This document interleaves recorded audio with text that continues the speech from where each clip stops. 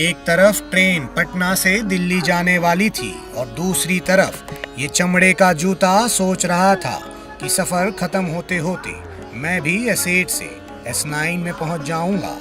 एक औरत टुकटुकी लगाए अपने पति की राह देख रही थी, क्योंकि इस पैट्रियार्कल सोसाइटी में अक्सर पति और पापा लोग ट्रेन चलने के टाइम में ही पानी लेने उतर जाते हैं। विंडो सीट पे बैठे एक बच्चे को बुजुर्ग ने हटा दिया था। बच्चे ने उसे ऐसे घूरा जैसे MP और राजस्थान के मुख्यमंत्रियों को सिंधिया और पायलट घूरते होंगे। तभी मेरी नजर सीट एक्सचेंज का नंगा नाच करते सज्जन पर पड़ी, जो लोअर बर्थ पे बैठे एक युवा को अपर बर्थ पे भेजने के लिए ऐसे डांट रहे थे मानो ये वही अमेठी की सीट है जहां से ये हमेशा चुनाव जीतते आ रहे हों। हमने जायजा लिया तो पता चला क्या चल रहा है, क्या मुद्दा हो गया। हम देख रहे हैं जितना मेहनत अपना सीट इकट्ठा करने में आप कर रहे हैं, इतनी मेहनत सरदार पटेल ने देश की रियासत इकट्ठा करने में नहीं की।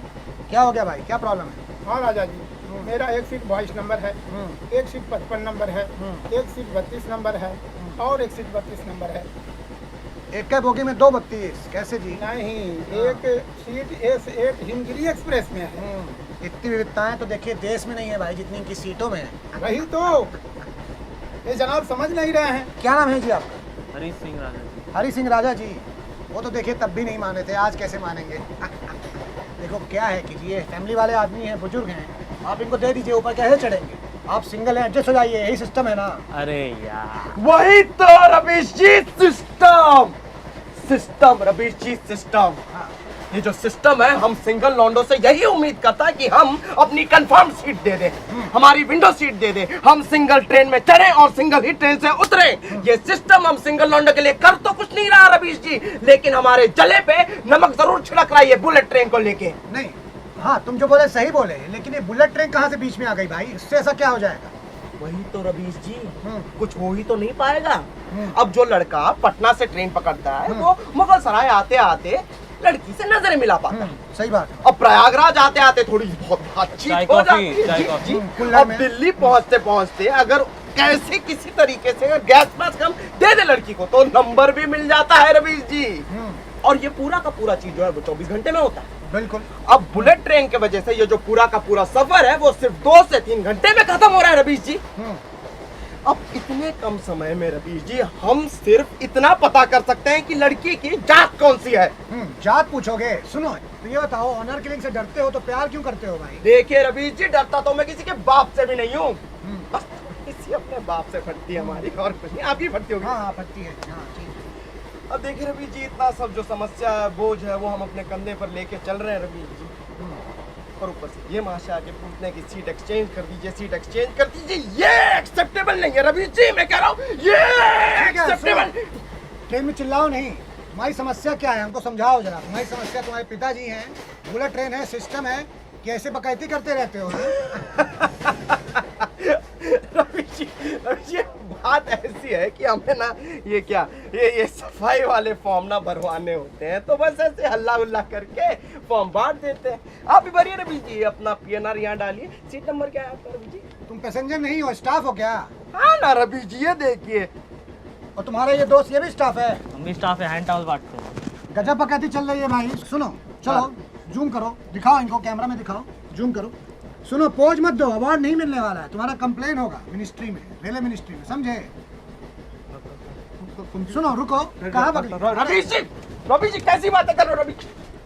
तो देखा आपने, देश का भी यही हाल है। ऐसे हमारे देश में कई नेता पहले तो खुद ही समस्या की पटरी बिछाते हैं और उस पे फिर चुनाव की ट्रेन चला देते हैं। समझ रहे हैं अंकल? मिल गया सीट ना, भाग गए दोनों। चलिए, जहाँ सोना है सो जाइए। वाराणसी आ गया था। सबने अपनी अपनी सूखा आलू, जीरा आलू, भुजिया आलू, मटर आलू, गोभी आलू की सब्जियां खोल ली थी। भारतीय रेल में आलू आपको आयुष्मान खुराना की फिल्मों से ज्यादा वेरिएशन दे देता है। थोड़ा आगे बढ़ा तो कुमार सानू की मधुर आवाज मेरे कानों में पड़ी।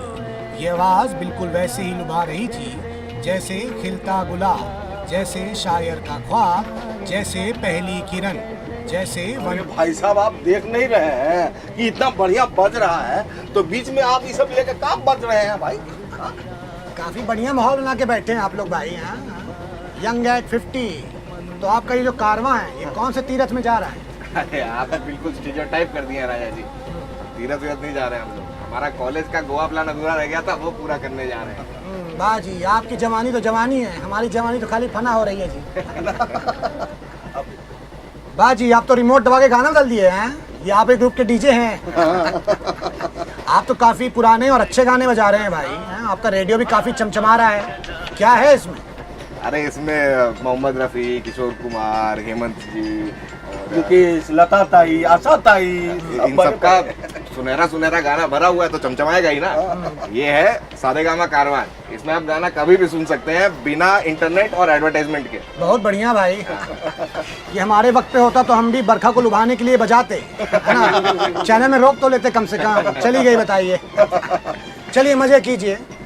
अब मैं आपको बता दूं कि आप लोग गोवा जाने के पहले ही लगता है नशा में आ गए हैं, क्योंकि ये ट्रेन जो है वो दिल्ली जा रही है, गोवा नहीं, समझे? का? अरे गलत टिकट बुक करा दिए क्या? अरे बाप रे, ट्रेन घुमाओ। अरे गलत ट्रेन में तो नहीं चल रहे हम लोग। चलो, अरे भैया। सामान लो बेटो, सामान लो। रुको। अरे ट्रेन प्लेटफार्म छोड़ चुकी थी और मैं स्वच्छ भारत पाने की उम्मीद, क्योंकि मेरे सामने बैठे एक महाशय मूंगफली खा के ट्रेन में ही फेंक रहे थे।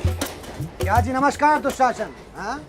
स्वच्छ भारत अभियान का चीरण कर रहे हो, ये क्या फैला रखा है नीचे? कर दी ना मिलेनियल वाला बात राजा जी। हम तो रेलगाड़ी का फ्रेगनेंस ठीक कर रहे थे। कैसे जी? नहीं समझे?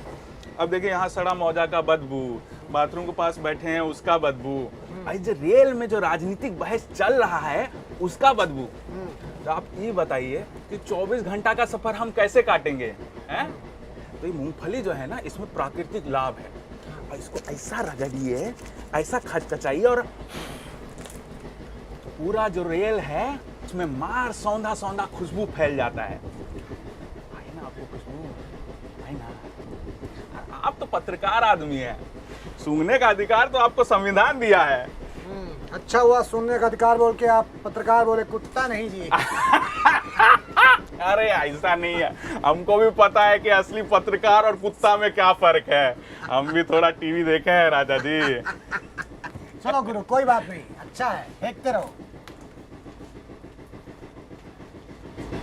लौ पथगामिनी अपनी फुल स्पीड पर थी।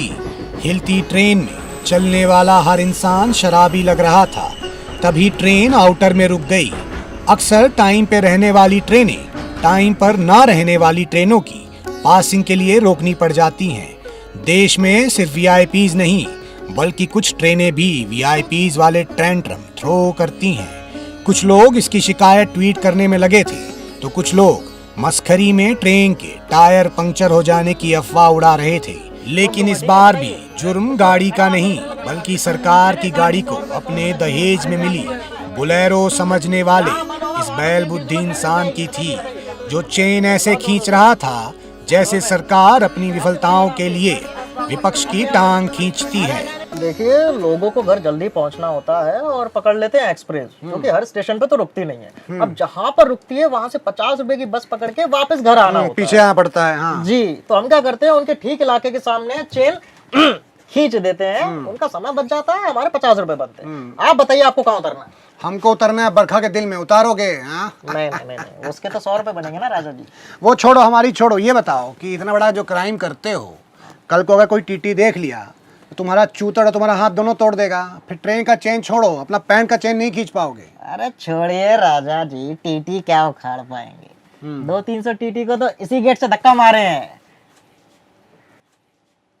अरे खड़ी ट्रेन से डर गए, घबरा जाते राजा जी। हाँ, लगता है एक दिन तुमको आरपीएफ बोरा में डाल के ले जाएगी, समझ रहे हो ना? अरे छोड़िए राजा जी, आरपीएफ के सामने चेन खींचते हैं। दिखाइए। आरपीएफ देखो चेन खींच रहे हैं, देखो चल ऐसे राजा जी, वो कानपुर के आगे रामपुर में चेन खींच देना, वो 56 नंबर वाले को है ना, ननिहाल में उतरना है। कुछ दिन ननिहाल में बिताओ जी अपने। देश में विकास की सुपरफास्ट ट्रेन भी ऐसे ही अटकी रहती है, जिसे लोग अपनी बेवकूफ़ी की चेन खींच खींच कर रोक देते हैं। मैं तो कहता हूँ कि विकास के ट्रेन की जो चेन है उसे इतना टाइट कर दीजिए कि कोई भी आंडू फांडू उस चेन को रोक कर विकास को ना रोक सके। थोड़ा आगे बढ़ा तो ट्रेन में चंद्रयान दिख गया, जो चांद से चेहरों की बार बार चक्कर लगा रहा था। हम भी उस पर किसी उल्का पिंड की तरह बरस पड़े।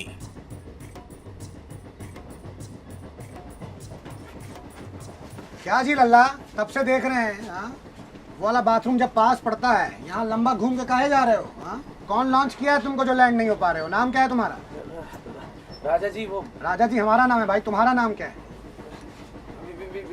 विक्रम विक्रम। क्या कर रहे हो यहाँ? पानी खोजने के लिए आए थे राजा जी, उधर हो नहीं रहा है, उधर मिल नहीं रहा है, तो इधर आना पड़ रहा है। हाँ, 6 बार ब्रश कीजिएगा तो पानी तो कम हो ही जाएगा। हाँ नहीं तो राजा जी हमको पेपर सूप लेने जाना है। सुनो, हमको पेपर सूप लेना है राजा जी, छोड़ दो हमको। ये तो भग लिए भाई। आप सवाल पूछते हैं राजा जी तो बड़े बड़े भाग लेते हैं। वो तो है। बेचारा शर्मीला सा लड़का है, हमसे बात करने की भी हिम्मत नहीं जुटा पा रहा है, खाली चक्कर काट रहा है यहाँ पे। फिर कहेगा कि हम भाव नहीं देते हैं। हम क्यों नहीं भाव देंगे? हम भाव देने के लिए ना बैठे हैं। अरे आके सी टाइप चार्जर मांगो या ये चेतन भगत का नॉवेल मांगिए। पढ़ने के लिए थोड़ी लाए हैं, पढ़ता है कोई? पढ़ने का चीज थोड़ी है। सही बात है। इनको बहाना भी हम ही बताएंगे, सिंगल ही मरेंगे ना फिर ये लॉन्ग। अब राजा जी हमारा भी तो मन करता है ट्रेन में किसी हमसफर के साथ लेटेस्ट वेब सीरीज निपटा दे।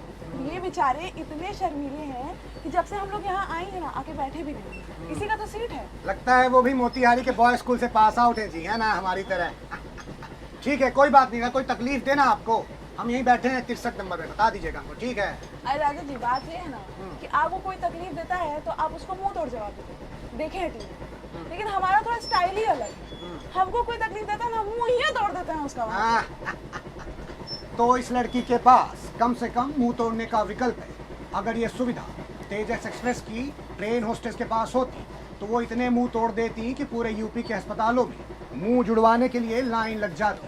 तो अब भी वक्त है बिना बात के बटन दबाना और उन्हें अपने पास बुलाना, और बिना परमिशन के उनकी सेल्फी या उनकी फोटो खींचना बंद कीजिए, क्योंकि ट्रेन में मिलती है बिरयानी गंदे भात की और तेजस एक्सप्रेस नहीं तुम्हारे बाप की, है ना? एक और पेंट्री में पानी वाली दाल खौल रही थी और दूसरी तरफ एक सीट के लिए 2 पैसेंजर्स का खून। भाई क्या भैया, क्या है प्राइम टाइम की बहस का मुद्दा क्या है? राजा जी हम बताते हैं, ये हमारा हॉटस्पॉट यूज किए थे, ठीक है? हमें बोले थे कि हम अपनी आधी सीट देंगे तुम्हें, अब अभी हॉटस्पॉट यूज करके मुकर गए हैं। बताइए, वेटिंग पैसेंजर के साथ कोई ऐसा करता है क्या? नाम क्या है आप? शिवसेना। क्या जी, क्यों मुकर रहे हैं आप? अरे राजा जी ये झूठ बोल रहे हैं, हमने कोई वादा नहीं किया। ये वेटिंग वाले लोग हैं, इनकी जगह बाथरूम के पास है, हमारी सीट है, हम कहाँ शेयर करें? आपकी सीट है तो दिखाइए टिकट जरा। कमल के प्रफुल्ल, देखिए क्या है कि अपना सीट शेयर कर लीजिए इनके साथ, है ना? नहीं तो ये जो 5 घंटे का सफर बचा है और खड़े खड़े जाएंगे तो सफर में इनको 5 साल का लगेगा। देखिए राजा जी सीट तो हम नहीं देंगे। अरे कैसे नहीं दोगे भाई? राजा जी ये इनसे वादा किए थे, हम देखे थे, और हम आपको बता दें हम ये अन्याय तो बिल्कुल नहीं होने देंगे। हम भी एक वेटिंग वाले हैं और वेटिंग वाले का दर्द हम बिल्कुल समझते हैं। गुस्सा मत होइए, ठीक है? थोड़ा अरे थोड़ी इनको एक काम करो, इनको लेके चलते हैं भाई, इन्हें लेके चलते हैं भाई। ऐसे कैसे नहीं जाएंगे? अरे ऐसे कैसे? अरे राजा जी छोड़िए। आखिरकार लंबी बहस और अटकलों के बाद फैसला हो ही गया। देख रहे हैं राजा जी, हमको यहाँ बिठा के खुद जाके दोनों सीट पे बैठ गए। एक तो हमारा हॉटस्पॉट यूज कर लिया, हमारा नेट खत्म कर दिया, और कितना बदबू है इधर, आप देख। बंद करो भाई, तुम्हारा हग्गा देखने बैठे हैं। कितना गलत हो रहा है हमारे साथ। सिर्फ तुम्हारे साथ नहीं गुरु, देश में ऐसा किसी और के साथ भी हुआ है, वो भी रातों रात। लेकिन कोई बात नहीं, इस बदबू का निवारण है हमारे पास। ये लो, ये मूंगफली लो, इसको ऐसा खचखचा के यहाँ फेंक दो, मार सौंधा सौंधा स्मेल फैल जाएगा, है ना? चलो गुरु चलते हैं, दे दीजिए उनको भी।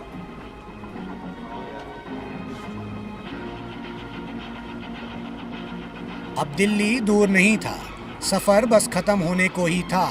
कुछ लोग अपना सामान बांध रहे थे तो कुछ लोग अपना पेपर। हम भी कुछ बांध लिए थे।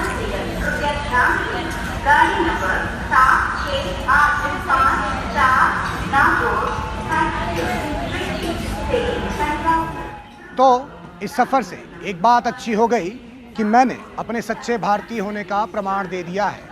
आज के बाद देश में मुझे कोई भी एंटी नेशनल नहीं बुलाएगा, क्योंकि मैंने अपनी संपत्ति समझ के रेलवे से ये तौलिया, इस साबुन का पुछ और ये कंबल चुरा ली है। तो मिलूंगा आपसे अगली बार, तब तक नमस्कार। मैं राजा रवीश कुमार।